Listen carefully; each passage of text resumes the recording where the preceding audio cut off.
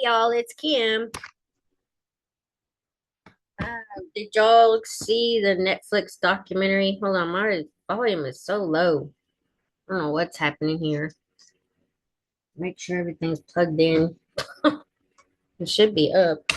Anyway, the Netflix documentary about a toxic love story. I was so confused because it started off with the friends, the ex, the wife, like current wife, the current wife's ex-boyfriend, and then a friend who figured out that the lady never had cancer. I was like, what in the heck is going on?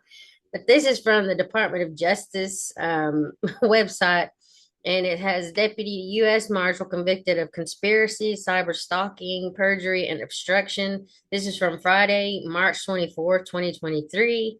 I mean, this show was so confusing. And then that one lady, she only sent two emails because she was upset with the wife.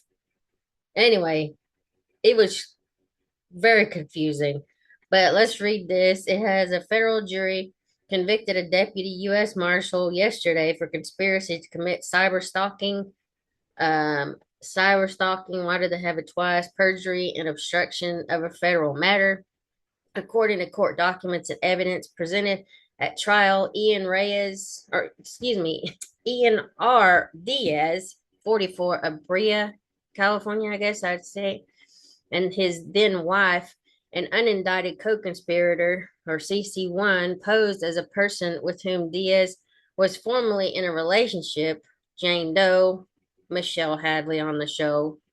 In that guise, they sent themselves harassing and threatening electronic communications that contained apparent threats to harm CC1, solicited and lured men found through Craigslist personal advertisement to engage in so-called those fantasies right here, if you can say that, in an attempt to stage a purported sexual assault on CC1, this Angela lady, orchestrated by Jane Doe, and staged one or more hoax sexual assaults and attempted assault on Diaz's former wife.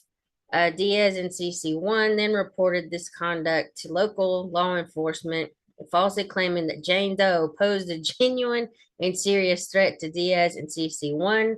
Their actions caused local law enforcement to arrest, charge, and detain Jane Doe in jail for nearly 3 months for conduct for which Diaz and CC1 framed her. I mean, this so crazy. And then the Angela, she prior to that was dating some other like dude in the marshal service or some law enforcement anyway, and she was claiming she had cervical cancer and all this crazy stuff. And even in this relationship, she lied and said she was having twins. I mean, had a fake sonogram, almost like the Taylor Parker thing. I was like, oh my gosh, this show is so crazy. You're gonna have to go watch it if you haven't already. Ian Diaz abused his position as a deputy U.S. Marshal to execute an intricate cyber stalking scheme that framed an innocent person for sexual assault, leading to her unjust imprisonment for 88 days, said Assistant Attorney General Kenneth A. Polite Jr.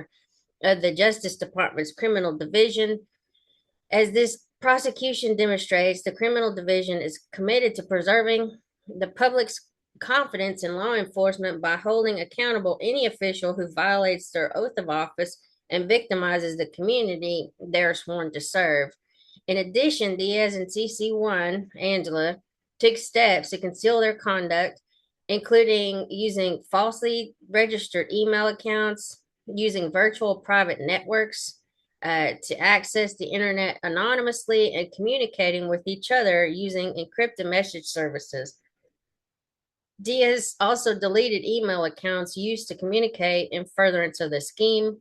Yesterday's verdict is the culmination of unrelenting investigative work that began in 2017 when the Cyber Investigations Office initiated this case, said Special Agent in Charge Harry A. Lidsky of the of the Department of Justice Office of the Inspector General. and then Cyber Investigative Office or Investigations Office. Diaz's egregious actions and lies to law enforcement stripped a woman of her freedom and liberty. This kind of stalking, harassment, and obstruction is unconscionable. And yesterday, the jury held Diaz accountable for his crimes. I would like to thank the jury for their time, attention, and careful consideration of the facts of this case.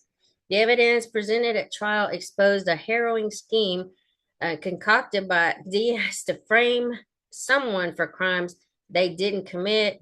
So, Special Agent in Charge Zachary Schroyer of the DOJ OIG Los Angeles Field Office. Our investigators worked tirelessly to reveal the truth about the conspiracy, lies, and stalking he committed and to find justice for his victim. Diaz was convicted of one count of conspiracy to commit cyber stalking, one count of cyber stalking, one count of perjury, and one count of obstructing a federal proceeding. He's scheduled to be sentenced on June 30th and faces a maximum penalty of 20 years in prison. I bet he won't have a job when he gets out, huh? A federal district court judge will determine any sentence after considering the U.S. sentencing guidelines and other statutory factors. The DOJ, OIG investigated this case, and then senior litigation counsel Marco A. Palmieri, I don't know how you say that. I can't say it. Palmieri, I don't know. And trial attorney Rebecca G. Ross of the Criminal Division's Public Integrity Section, and senior trial attorney Mona Sedke of the Computer Crime and Intellectual Property Section are prosecuting this case. So yeah, it's so confusing. And it's almost like they have an ending in the middle and then they have a final ending. It's the weirdest thing because Michelle Hadley, she was the one that wrote two of the emails, and then they continued that kind of like harassment as if it was her doing it to the ex or to the wife and all that stuff. It's so crazy. You just have to go watch it. But yeah, I just thought I'd read that. I want to look into more of this case because it's just nuts. It's so convoluted, and it's like you don't know what's gonna happen until you finish the story. Anyway, talk to y'all later. Bye.